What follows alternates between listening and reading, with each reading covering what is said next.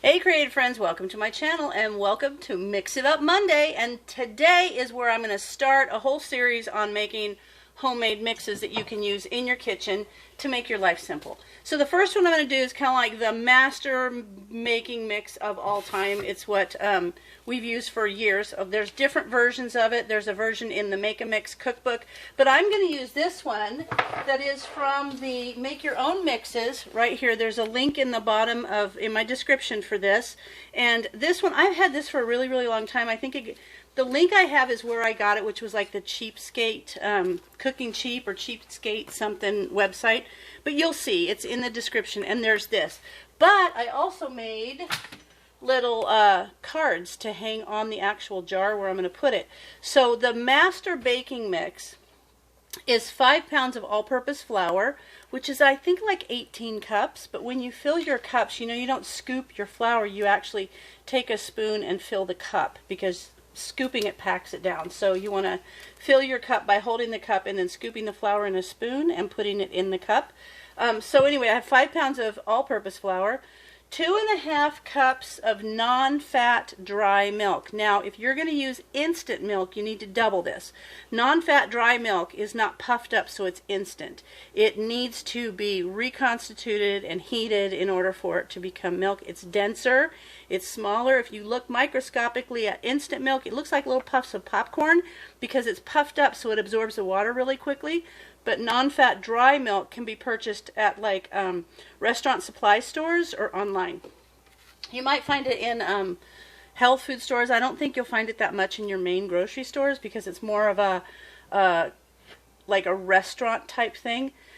So there's that. And then 3/4 cups of double-acting baking powder. Little bit of a clever girl right there. I've got that double-acting baking powder right there. And then 2 tablespoons of cream of tartar.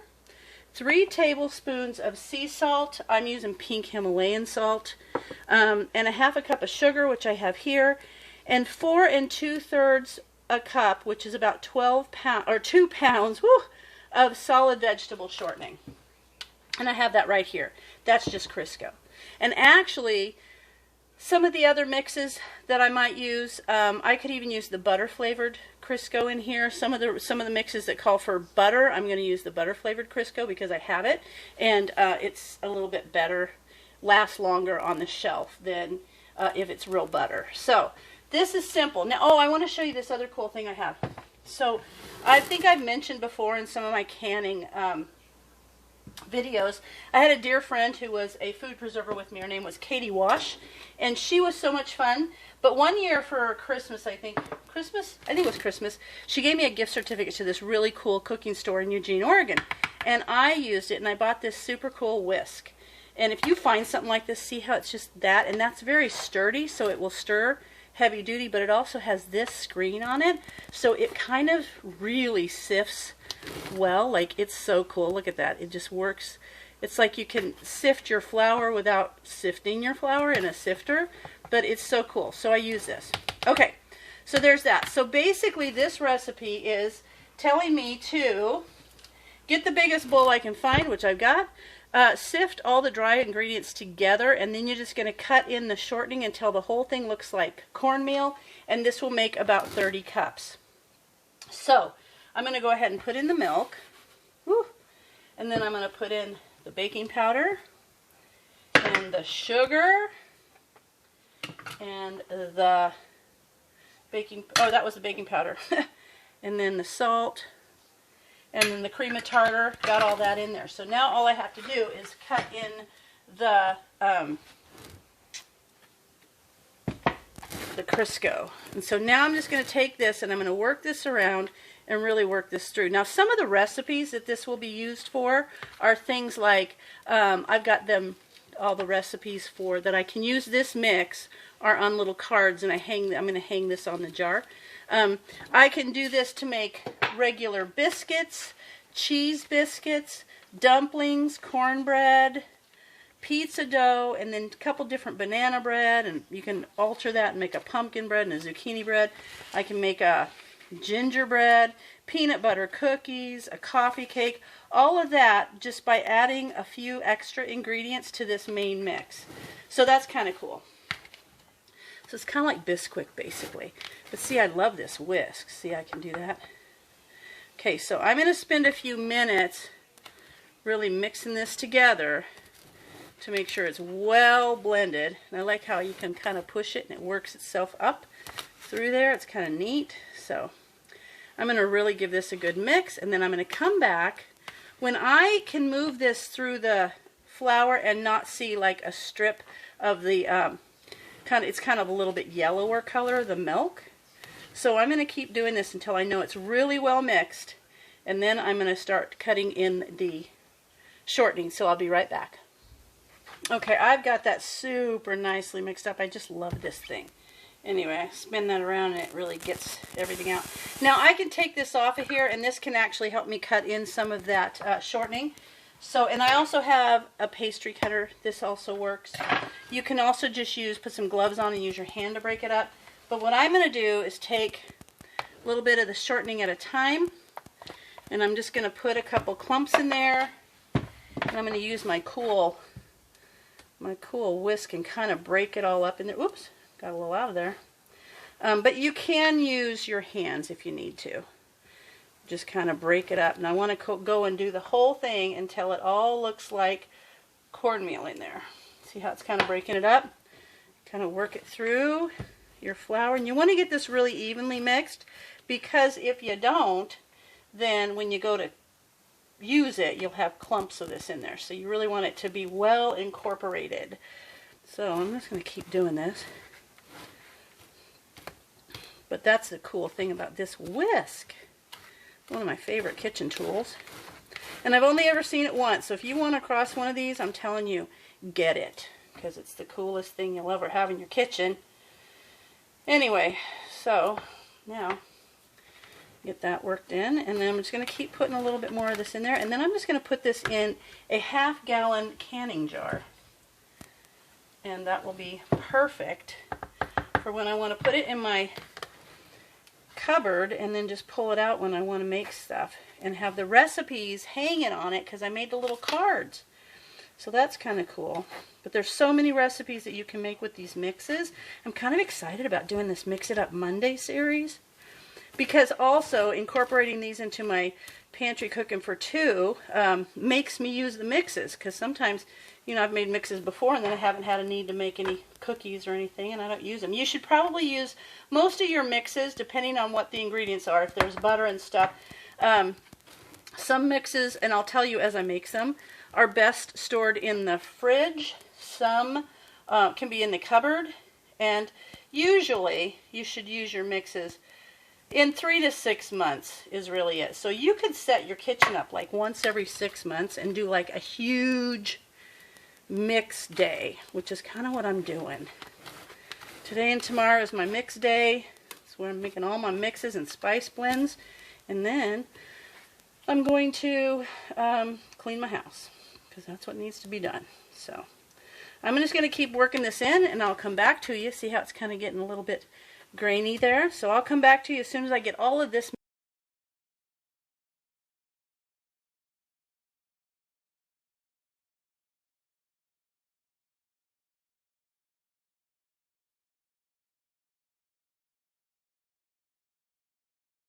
Okay, you can see how I got a wooden spoon to pull the stuff up from the bottom, just to make sure that around the edges down here that I'm pulling this all out. And I can kind of look and make sure that there's no clumps of just plain flour. And you could probably count this as your arms workout for the day, because it takes a lot. But you can see when it comes up, it'll clump, but then it falls apart. It's just like cornmeal. See how that is? This is easy. Okay, so I've got that pretty well mixed. I do like to go around with my spoon and make sure that it comes up clean without just plain flour. So I'll give it one more go around.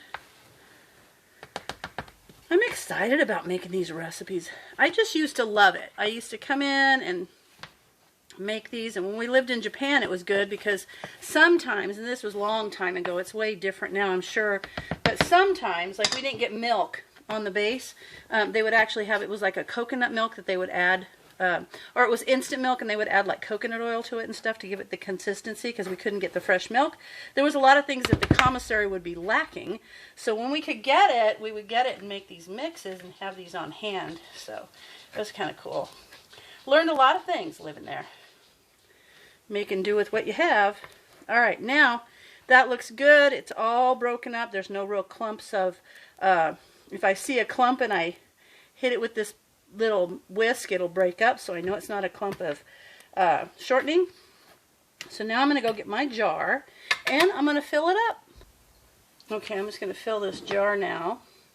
And then what's left over, I'm going to put in my big 2-gallon Ziploc bag, or it's, you know, a zip top bag, and I'm going to put this in the freezer. So this is going to be handy for me, and I'm going to vacuum seal this with my little portable vacuum sealer. You could use the one that came with a vacuum sealer or one of those little ones. And I'm going to put that in there. Perfect. Now this should work just right for me. A little bit more. There we go. There.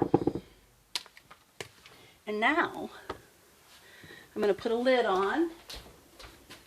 Get my little vacuum sealer out. Now if I wanted to, I could just put a lid and put this on, but I want to vacuum seal it just to keep it even fresher for longer, so I'll do that and then I'll come back. But now I'm going to put the rest of this, and then on that I will also hang my little recipe cards that go to it, like that. So I'm going to hang those on there, so I know that this is the master blend, and everything in this jar will make those recipes. I don't know how long that's going to last that way in my pantry, but it's just an idea to help me organize. So let me go vacuum. Well, let me get my gallon Ziploc bags. Let me get my big bag. Hang tight. Okay, I went ahead and vacuum sealed that, and I am going to put a ring on it just in case. Maybe I'm lifting it out of the cabinet. If I drop it and the lid comes off, all of this won't come out. But I can always check it and make sure that that's sealed. So that's going to go in my cabinet, my pantry, my kitchen pantry, my working pantry, not my storage pantry. And now I'm going to fill this up with the mix that's left, and this is going to go in the freezer. Now, I could put the date that I made it here and then put a use by date, but I need to check if this is 3 or 6 months. So anyway, I'm going to put that in there. I think it's 6 months, but I can put the use by date, and that will help me. So now I'm just going to fill this up, and this is actually quite a bit of mix. It's like a couple of boxes of Bisquick easily. I think this makes 30 cups. So that's quite a bit. And I'm hoping the little recipe cards on the container will really help me when I go to use it. I've had mixes before and then thought, wait, where's the recipe for that? So that's why I did that, because I'm hoping it helps me be more efficient with my mixes, because they are great for saving money and time. So there we go. Okay, got that done. Now, there I have my freezer bag of Master Baking Mix. Get as much air out of there as I can. I'm going to put that in the freezer. And then I'm going to put this in my pantry. So now I've got 30 cups of Master Baking Mix for you. And I hope you guys give this a try. Get the recipes and give it a try, because now this is my first Mix It Up Monday, and I'm going to start using these in my pantry cooking for 2 Tuesdays. So I've got Monday and Tuesday covered for you. So anyway, there you go. I hope you guys will enjoy this little series that I'm putting together. And as always, thanks for watching, and I'll see you in my next video.